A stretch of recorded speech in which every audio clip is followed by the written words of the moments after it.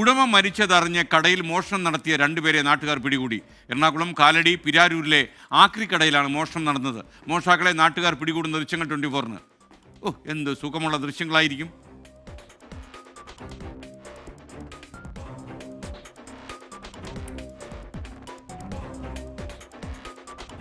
ശ്യാംകുമാർ കൊച്ചിയിൽ നിന്ന് ടെലിഫോണിൽ. ശ്യാമയെ കൈയോടെ പിടിച്ചോ?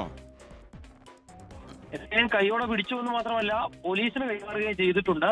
ഈ കടയുടമ, അതൊരു ആക്രിക്കടയായിരുന്നു, അദ്ദേഹം മരിച്ചതറിഞ്ഞ തമിഴ്നാട്ടിലേക്ക് മൃതദേഹവും ജീവനക്കാർ ഉൾപ്പെടെ പോയതോടെയാണ് ഈ കടയിൽ രണ്ടുപേർ ബൈക്കിലെത്തി മോഷണം നടത്തിയത്. 2 ലോഡ് സാധനങ്ങളാണ് ആദ്യം അവിടെ നിന്ന് കൊണ്ടുപോയത്. നാട്ടുകാർ ഈ വിവരം ശ്രദ്ധയിൽപ്പെട്ടതോടെയാണ് ഇവരെ തടഞ്ഞു നിർത്തുകയും പിന്നീട് ചോദ്യം ചെയ്തപ്പോൾ മോഷണത്തിനായി എത്തിയതാണെന്ന് തിരിച്ചറിയുകയുമായിരുന്നു.